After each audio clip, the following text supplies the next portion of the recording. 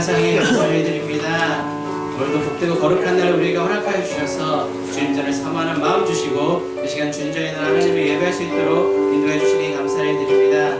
우리 삶 가운데 늘 함께 하셔서 우리와 동행하시는 주님을 이 시간 감사하는 마음으로 찬양하며 경배하며 나아가길 원합니다. 오늘 한 해 동안도 주님께서 지켜주신 그 은혜와 사랑에 감사하며 이 시간 추수감사절 예배로 하나님 앞에 나아가오니 이 시간 특별한 은혜 가운데 감사와 찬양이 넘쳐나는 예배 시간 될 수 있도록 주님 은혜 베풀어 주시옵소서. 감사를 드리며 예수 그리스도의 이름으로 기도합나이다. 우리 박수 하나님 높이도록 하겠습니다. 우리 아니하실지라도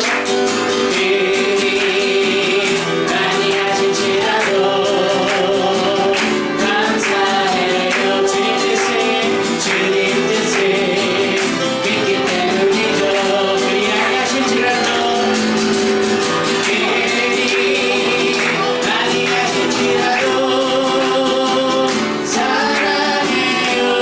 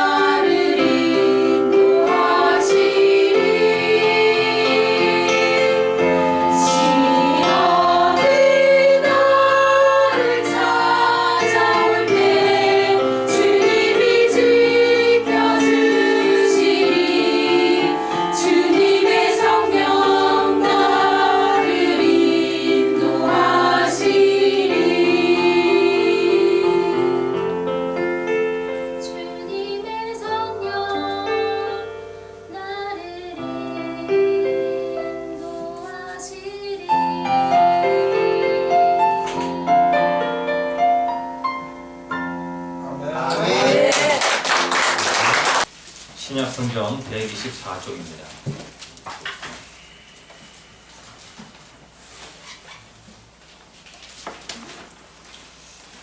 하나님 말씀 누가복음 17장 11절에서 19절까지 말씀 다 찾으셨으면 교독하시겠습니다.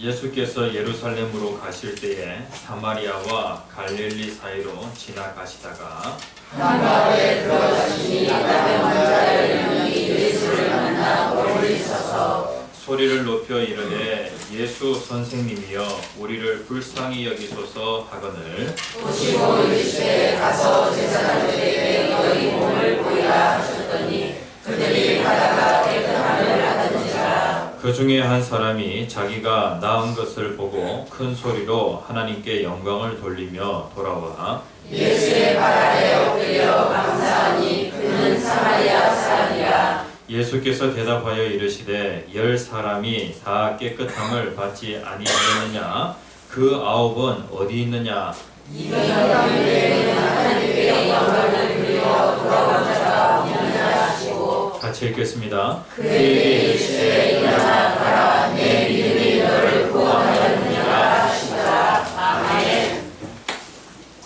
할렐루야. 아멘. 오늘 이 시간에는 그 9은 어디 있느냐라는 제목으로 추수감사 예배 드리겠습니다.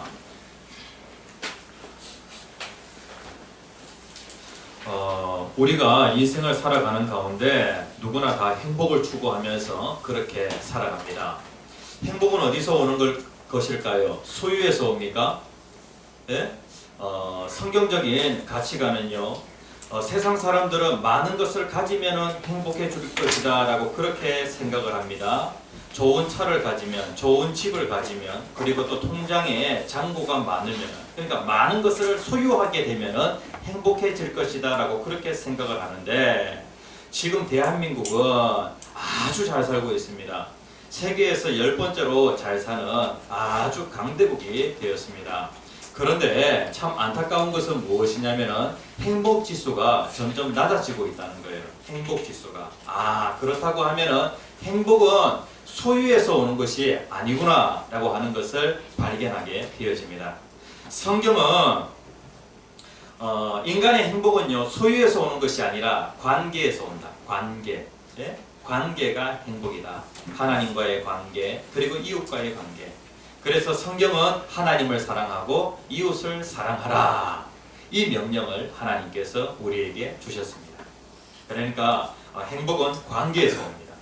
그리고 특별히 우리가 감사절을 맞이하여서 하나님께서 하나님께 감사하고 그리고 또 은혜를 베풀어 주신 그 사람들에 대해서 감사하라 라고 그렇게 말씀을 하고 있습니다.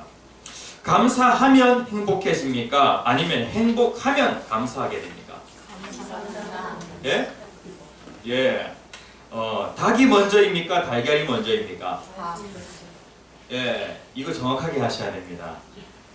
하나님께서 천지 모든 만물을 창조하셨을 때에 하나님께서 달걀을 먼저 창조하셨을까요? 아니면 닭을 먼저 창조하셨을까요? 하나님은 닭을 먼저 창조하셨습니다. 달걀을 먼저 창조하셨다고 하면 그 달걀 혼자서 부화되어질 수가 없는 것입니다.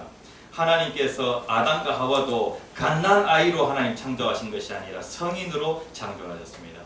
그러니까 창조적인 세계관을 가지고 있는 사람은 닭이 먼저냐 달걀이 먼저냐 라고 하는 그러한 질문 속에서 헷갈릴 필요가 없다는 것입니다. 닭이 먼저입니다.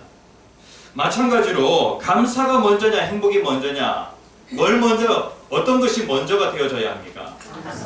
감사가 먼저 되어져야 합니다. 그런데 감사는 훈련입니다. 그냥 자연스럽게 감사하는 인간이 되어지는 것이 아니라 감사, 훈련해야 감사할 수 있는 행복한 사람이 되어지는 것입니다. 하나님께서 우리에게 우리의 인생 가운데 감사가 참 어렵다라고 하는 것을 아시고 하나님께서는 이스라엘 백성들에게 1년에 2차례씩 감사절을 지키라 라고 그렇게 말씀을 하셨습니다. 감사절을 지키라. 우리들의 교회도 마찬가지로 1년에 2차례씩 맥추절 그리고 또 추수절을 지키게 되어지는데 출애굽기 23장 16절 말씀에 보면은 하나님께서 맥추절을 지키라. 이는 내가 수고하여 밭에 뿌린 것에 첫 열매를 거둠이니라. 그 다음 또 뭐가 나옵니까? 수장절을 지키라. 이는 내가 수고하여 이룬 것을 연말에 밭에서부터 거두어 저장함이니라. 라고 그렇게 말씀을 하고 있습니다. 그리고 여기에 보면은 맥추절을 지키라, 수장절을 지키라 라고 그렇게 말씀을 하고 있는데, 이 수장절을 다른 말로 하면은 추수절이라고 그렇게 할 수가 있겠습니다.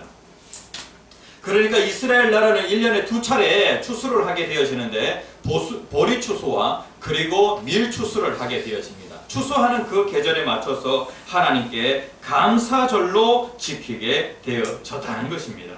그래서 우리가 인생을 살아가는데 우리가 꼭 기억해야 될 것이 무엇이냐면 행복한 인생의 원리가 있다는 것입니다. 감사하는 그 사람은요, 축복의 그 선순환, 축복의 선순환, 축복이 계속 되어집니다. 감사할 줄 아는 그 사람은요, 인생 가운데 축복의 사이클이 계속 돌아가게 되어집니다. 그런데 감사할 줄 모르고 원망하고 불평하는 그 인생은 어떻게 되어지냐면 저주의 사이클이 계속 돌아가게 되어집니다.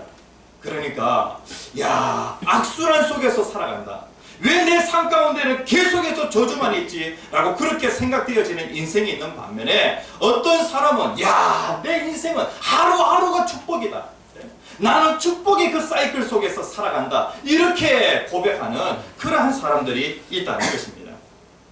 그래서 감사하면은 축복의 선순환 속에서 살게 되어지고, 그리고 원망하면은 저주의 악순환 속에서 살아가게 되어집니다. 하나님께서 이스라엘 백성들 광야 40년 그 광야길을 걷게 하셨습니다. 그런데 출애굽 1세대들은요 무엇이 잘 훈련되어 있었냐면은 원망 불평이 잘 훈련되어져 있었어요. 아니, 이거는 훈련할 것도 없어요. 인간의 본성 자체에서 나오는 것이 무엇이냐면은 바로 원망과 불평이에요. 그래서 그들은 이 광야 40년 기간 동안에 끊임없이 계속해서 불평하게 되어집니다. 원망하게 되어집니다. 그런데 특별히 바울 사도가 이것을 좀 본보기로 삼으라는 거예요. 이 사건을 통하여서 좀 조심하면서 살아라 라고 그렇게 말씀을 하고 있습니다. 고린도전서 10장 10절에 있는 말씀 같이 한번 읽어봅시다. 시작. 그들 가운데 어떤 사람들이 원망하다가 멸망시키는 자에게 멸망하여 하니 너희는 그들과 같이 원망하지 말라. 네, 그들이 누구냐면은 바로 출애굽 1세대들을 얘기합니다. 출애굽한 그 이스라엘 백성들, 그 1세대들 말입니다. 그들과 같이 하지 말라는 거예요. 그들이 어떠한 삶을 살았냐면은 계속해서 원망 불평하는 그러한 삶을 살다가 어떻게 되어졌냐면은 그들은 가나안 땅에 들어가지 못하고 그 광야에서 다 죽임을 당하게 되어졌다는 것입니다. 고린도후서 4장 15절에 있는 말씀 같이 한번 읽어봅시다. 시작. 이는 모든 것이 너희를 위함이니 많은 사람의 감사로 말미암아 은혜가 더하여 넘쳐서 하나님의 영광을 돌리게 하려 합니다. 예, 여기에 보면은 감사로 말미암아 무엇이 더하여진다고요? 은혜가 더하여 넘쳐서라고 그렇게 말씀을 하고 있습니다. 그러니까 감사하게 되어지면 하나님께서 은혜가 더욱더 넘치도록 그렇게 해 주신다는 것입니다. 그러므로 하나님께 영광이 돌려지도록 그렇게 하신다는 것입니다. 감사하면은 어떻게 되어지냐면은 축복의 선순환이 일어나게 되어지고요. 그리고 원망하게 되어지면은 저주의 악순환이 일어나게 되어지는 것입니다. 그래서 우리가 행복한 인생을 살아가는 데에 그 원리가 있다는 것이죠. 감사할 것이냐 아니면은 원망할 것이냐. 자, 첫 번째 같이 한번 읽어봅시다. 시작. 사람은 감사할 줄 예, 사람들은 정말로 감사할 줄 몰라요. 정말로 감사할 줄 모릅니다. 예. 야, 인간의 그 본능이 무엇이냐면 감사할 줄 모르는 것이 인간의 본성이에요. 그러니까 감사에 대해서는 인간이 불감증을 가지고 있어요. 야, 감사해야 하나님의 축복받는 그러한 인생이 되어질 수 있는데, 그것을 알면도 불구하고 사람은 감사할 줄 모르는 거예요. 왜냐하면 본성 자체가 감사를 잘 몰라요. 본성 자체는요, 원망하고 불평하는 거, 그거 배우지 않아도 너무나도 잘해요. 오늘 성경 말씀에 보면은 한 이야기가 나옵니다. 예수님께서 오늘 본문으로 가서 11절 말씀에 보면은 예수께서 예루살렘으로 가실 때에 사마리아와 갈릴리 사이로 지나가시다가 라고 그렇게 말씀을 하고 있습니다. 그러니까 예수님께서 어디로 가시냐면은 예루살렘으로 가십니다. 그런데 지금 방향이 어떤 방향이냐면은 예수님께서 예루살렘 그 근처에 계시는데 예수님께서 사마리아를 통과해서 갈릴리 쪽으로 가셨다가 다시 예수님께서 예루살렘으로 내려오십니다. 그리고 여기에 보면은 사마리아가 먼저 나오고, 그러니까 남쪽에 있는 이 사마리아가 먼저 나오고 북쪽에 있는 갈릴리가 나중에 나와요. 그러니까 예수님께서 어떻게 하시냐면은 예루살렘 쪽에서 예수님이 사마리아를 관통해가지고 갈릴리 쪽으로 가셨다가 다시 예루살렘 쪽으로 내려오시는 거예요. 이러한 계획을 예수님께서 가지고 계셨는데, 예수님이 이 사마리아와 이 갈릴리의 그 국경 지역에, 그 접경 지역에 있는 한 마을에 예수님이 지나가시게 되어지는데, 한 마을에 나병 환자 10명이 예수님 오신다라고 하는 그러한 소식을 듣고, 야, 기회는 이때다라고 그렇게 생각을 하였습니다. 나병이라고 하면 문둥병이에요. 그러니까 그 당시에, 그리고 오늘날에도 마찬가지예요. 의술로는 고칠 수 없는 불치의 병입니다. 불치의 병에 걸린 이 나병 환자 10명이 한 마을에 살고 있었는데, 이 사람이 예수님 오신다라고 하는 그 소식을 듣고 예수님께서 그 마을을 지나가실 때에 큰 소리로 외치게 되어집니다. 뭐라고 외치냐면은, 예수 선생님이여 우리를 불쌍히 여기소서라고 그렇게 외치게 되어집니다. 우리는 아무런 희망이 없습니다. 그런데 당신은 고치실 수 있으시죠. 당신은 고쳐주십시오. 예수님 고쳐주십시오라고 그렇게 간절히 부르짖게 되어집니다. 예수님 고쳐주십니까? 안 고쳐주십니까? 예수님께서 고쳐주실 때에 다양한 방법을 통해서, 때로는 또 손으로 만지셔서 예수님이 고치시기도 하시는데, 이번에는 예수님이 그냥 말씀만 하시는 겁니다. 뭐라고 말씀하시냐면은, 가서 제사장들에게 너희 몸을 보이라 라고 그렇게 말씀을 하시는 것입니다. 예? 예수님이 손으로 만져주신 것도 아닙니다. 예수님께서 그냥 말씀만 하시는데 가라는 거예요. 어디로 가냐면은 제사장들에게로 가서 너희 몸을 보이라는 거예요. 지금 몸이 어떠한 상태냐면은 문둥병으로 인하여서 몸은, 피부는 완전히 문드러져 있는 그러한 상태입니다. 이 몸을 보이라는 거예요. 그런데 그 당시에 레위기에 보면은요, 율법에 이러한 말씀이 있어요. 특별히 이 문둥병에 걸린 사람들, 이 사람들이 만약에 혹시라도 낫게 되어지잖아요. 그러면은 내가 다 낫게 되어질 때에 나았다라고 하는 그것을 누구에게 가서 확인받아야 되냐면은 제사장에게 가서 확인을 받고, 정결 예식을 한 다음에, 그렇게 한 다음에 자기가 살던 그 집으로 돌아갈 수가 있었던 것입니다. 그런데 지금 몸 상태가 어떤 상태냐면 여전히 문둥병이 있는 그러한 상태예요. 다 나은 것이 아닙니다. 그런데 예수님이 뭐라고 말씀하시냐면은 제사장에게 가서 몸을 보이라는 거예요. 예? 제사장에게는 어떤 사람이 가야 된다고요? 다 나은 사람, 깨끗하게 치유된 그 사람이 제사장에게 가서 몸을 보이는 거예요. 그런데 지금 몸 상태는 어떠한 상태냐면은 문둥병인 상태예요. 그런데 예수님이 이렇게 말씀하셨는데 예수님의 그 말씀에 순종하니까 기적이 일어납니다. 성경에 기록되어 있는 그 모든 기적은 기적의 공식이 있어요. 수학에도 그 공식이 있잖아요. 그런데 그 기적의 공식이 무엇이냐면은 믿음 플러스 순종은 반드시 기적이라는 거예요. 예? 믿음으로 순종하게 되어질 때에 그때 기적의 역사가 일어나게 돼요. 예수님께서 뭐라고 말씀하시냐면은 가서 제사장에게 몸을 보이라는 거예요. 예수님의 말씀이 떨어졌습니다, 그들에게. 그런데 이 말씀을 믿고 그대로 순종하였더니, 오늘 여기 말씀에 보면은 가다가라고 그렇게 말씀을 하고 있어요. 가다가.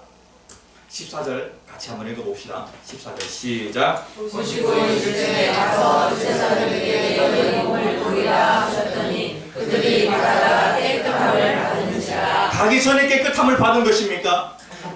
가다가라고 그렇게 말씀하고 있어요. 그들이 순종으로 가다가 깨끗하게 되어지는 그러한 기적을 경험하게 되어집니다. 와, 정말로 놀랍다. 정말로 놀랍다. 그러니까 지금 10명의 문둥병, 특별히 10명의 나병 환자들이 다 깨끗함을 받았다라고 그렇게 말씀을 하고 있습니다. 그러니까 기적은 누가 체험한 겁니까? 10명이 다 기적을 체험한 것입니다. 근데 여기에 보면은 15절, 16절 말씀에 보면은 이제 그 이후가 중요합니다. 기적 이후가 중요합니다. 은혜 이후가 정말로 중요합니다. 그러니까 10명이 다 은혜를 받았는데 10명이 다 기적을 체험하였는데 여기에 보면은 그 중에 한 사람이 15절에 그 중에 한 사람이라고 그렇게 말씀을 하고 있어요. 같이 한번 읽어봅시다. 시작. 그 중에 한 사람이 자기가 나온 것을 보고 큰 소리로 하나님께 영광을 돌리며 돌아와. 예, 여기에 보면은 그 중에 한 사람이라고 그렇게 말씀하고 있어요. 10명 중에 한 사람이 자기가 낳은 것을 보고 큰 소리로 하나님께 영광을 돌렸다는 거예요. 여기에 보면은 나머지 9명은 자기가 낳은 것을 못 봤습니까? 예. 나머지 9명도 자기가 낳은 것을 봤어요. 그런데 그 10명 중에 그 중에 한 사람, 오늘 성경은 뭐라고 말씀하고 있냐면 그 사람은 정통 유대인이 아닌 사마리아인이다. 그러니까 이방인의 피가 섞여 있는 사마리아인이다 라고 그렇게 말씀을 하고 있습니다. 이 사마리아인이 낳은 것을 보고 하나님께 영광 돌리며 돌아왔다는 거예요. 그러면서 16절 말씀에 보면은 예수의 발 아래에 엎드려 감사하니 그는 사마리아 사람이라 라고 그렇게 말씀을 하고 있습니다. 그 중에 한 사람, 그 중에 한 사람만 감사하였다, 감사의 표현을 하였다 라고 그렇게 말씀을 하고 있습니다. 표현하지 않는 것은 감사가 아닙니다. 하나님께 큰 은혜를 받은 사람은 2019년 한 해 동안에 우리는 하나님의 은혜 속에 한 해를 살았습니다. 그런데 표현하는 사람이 있고 표현하지 않는 사람이 있습니다. 표현하는 그 사람은 감사하는 사람이고요. 표현할 줄 모르는 사람은 마음속으로 감사할 수 있죠. 그런데 하나님께서는 그 감사를 지금 인정하지 않고 계십니다. 사람은 정말로 감사할 줄 모릅니다. 9명의 그 나병 환자들 이 정도 되어지면 감사해야 되는데 감사할 줄 몰라요. 그러니까 인간은 본성이 어떻게 되냐면 감사할 줄 모른다. 우리는 감사 불감증 속에서 살아가고 있습니다. 안전 불감증, 감사 불감증 속에서 살아가고 있습니다. 로마서 1장 21절 말씀에 보면 사도 바울이 이렇게 고백하고 있어요. 사도 바울이 하나님 없는 그 인생, 우리가 불신앙 가운데 있을 때에 우리의 상태가 어떠한 상태인지 분명히 말씀하고 있습니다. 같이 한번 읽어봅시다. 시작. 하나님을 알 때 하나님을 영화롭게도 아니하며 감사하지도 아니하고 오히려 그 생각이 허망하여지며 미련한 마음이 어두워졌느니라. 여기에 보면은요, 하나님 없는 그 인생은 하나님을 영화롭게 할 줄 몰라요. 그리고 또 여기에 보면은 감사하지도 않는데요. 그러니까 인간은 본성이 어떠하냐면은 감사할 줄 모른다는 거예요. 그리고 디모데후서 3장 2절 말씀에 보면은 우리는 말세를 살아가고 있습니다. 인류의 마지막에 있는데, 역사의 마지막 날이 있는데 우리는 이 마지막을 살아가는 그러한 자들입니다. 다시 얘기하면 말세를 살아가고 있다는 것이죠. 말세에 나타나는 그 증세가 무엇이냐면은 점점 인간성이 점점 타락되어진다는 거예요. 인간성이 점점 이렇게 낮아진다는 거예요. 인간성이 어떻게 되어지냐면은 사람들이 자기를 사랑합니다.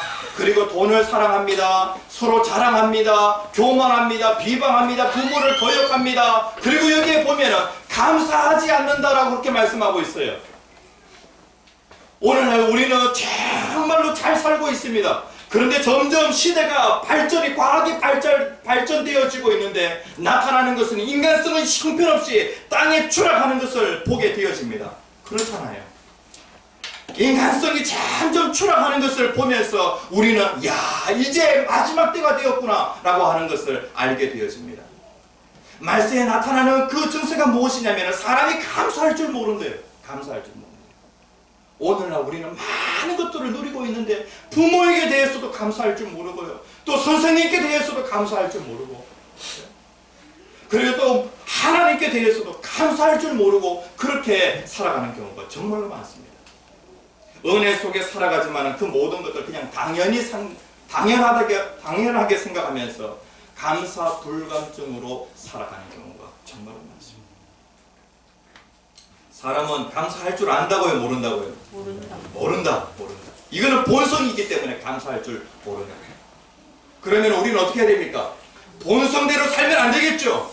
그러면 우리는 불행한 인생이 되어집니다. 저주의 악순환 속에서 살게 되어집니다.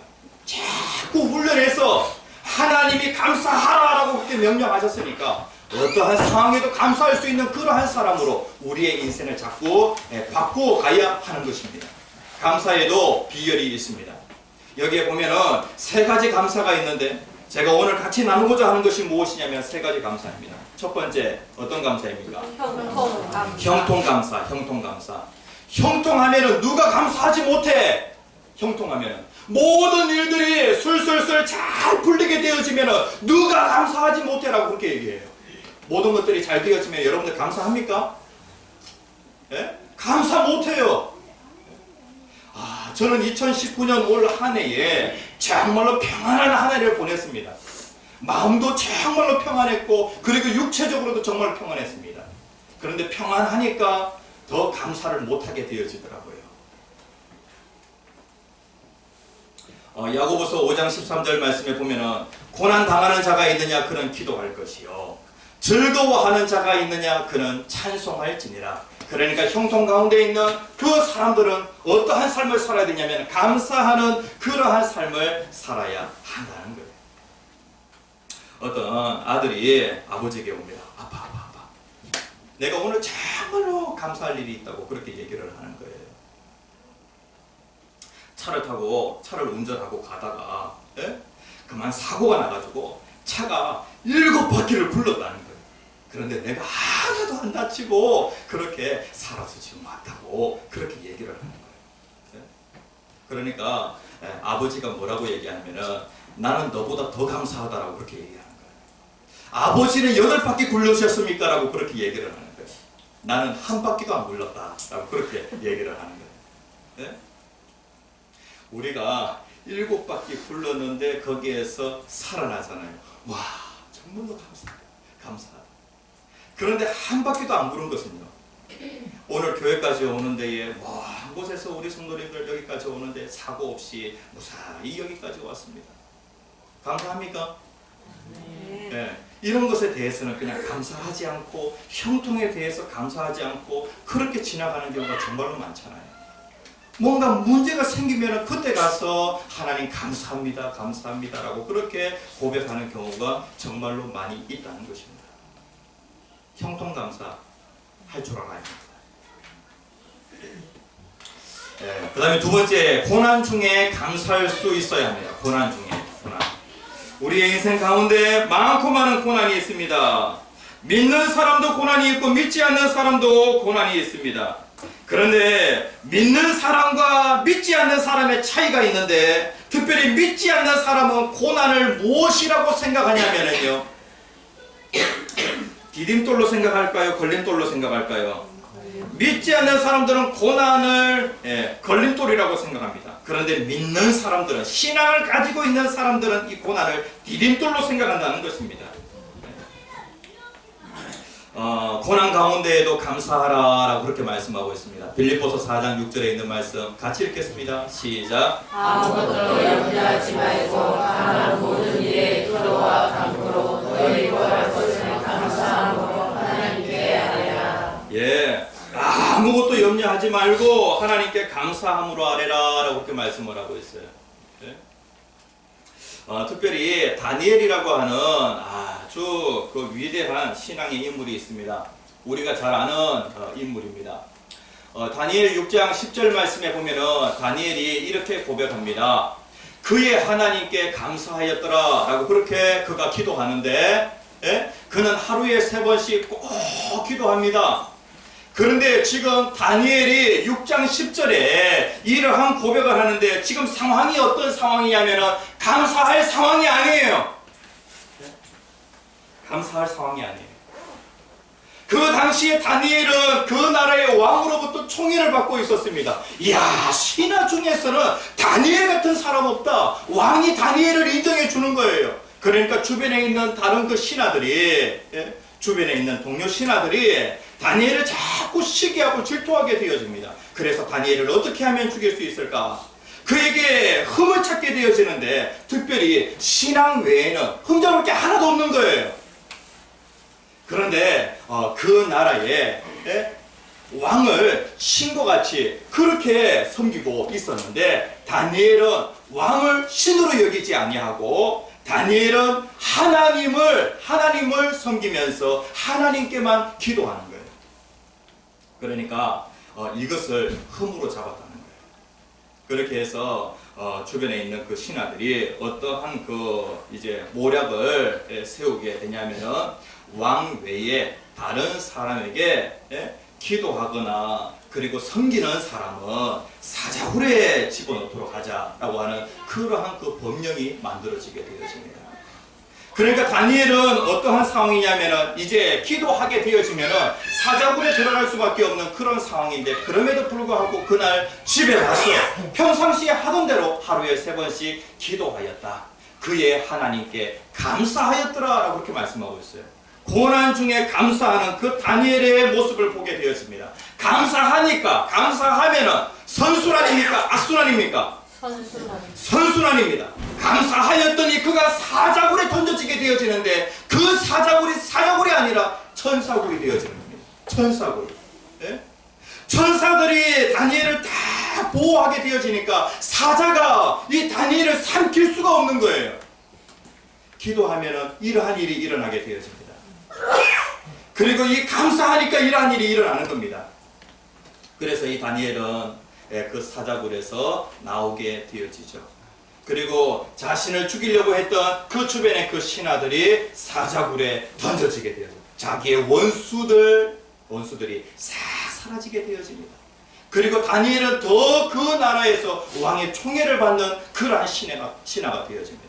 감사하였더니 계속해서 또 좋은 일, 더 좋은 일이 계속해서 일어나는 것을 보게 되어집니다.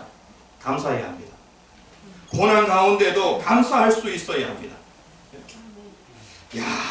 이러한 상황인데 내가 어떻게 감사를 해? 고난 중에 감사가 되어지지 않는 그러한 상황이라고 할지라도 억지로라도 감사하십시오.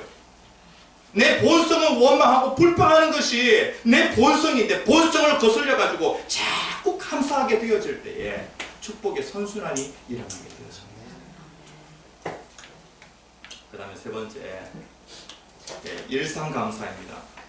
그래서 형통에도 감사하고 그 다음에 또 고난에도 감사하고 그리고 일상 속에서 살아가는 우리들 모든 일에 그리고 모든 그 상황에 하나님께 감사하는 그러한 삶을 살아가는 것입니다.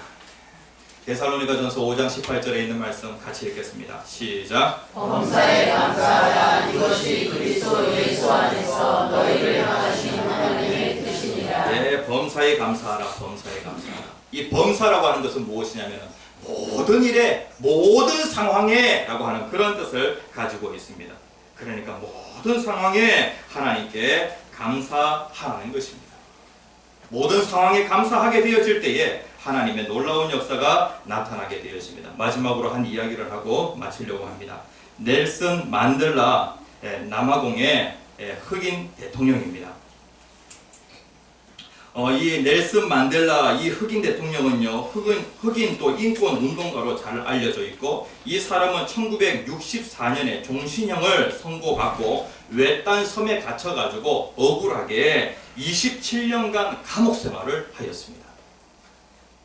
면회와 편지는 6개월에 한 번 정도만 허락이 되었고, 간수들에 의해 가지고 걸핏하면 끌려가 가지고 고문을 당하고, 그리고 또 매맞음 당하고 짓밟히는 그러한 일을 계속해서 겪게 되어집니다. 그러면서 자꾸 매맞음 당하고 짓밟혀 보십시오. 예? 인간으로서 품격, 지위 이러한 것들이 이제 점점 없어지게 되어집니다. 견딜 수 없는 그런 모욕, 고통 이러한 상황 가운데에서 그가 살게 되어집니다. 감옥살이 4년째가 되는 해에 어머니가 세상을 떠나게 되어집니다. 그리고 큰 아들이 교통사고로 죽게 되어집니다. 그리고 14년이 더 흐른 어느 날 큰딸이 결혼을 해가지고 아기를 데리고 할아버지께 면회를 왔습니다. 그 딸이 뭐라고 얘기를 하냐면, 아빠, 아기의 이름을 하나 지어주세요 라고 그렇게 아빠에게 부탁을 하게 되어집니다. 그러니까 이 손주의 그 이름을 지어줘야 되는 그러한 상황입니다.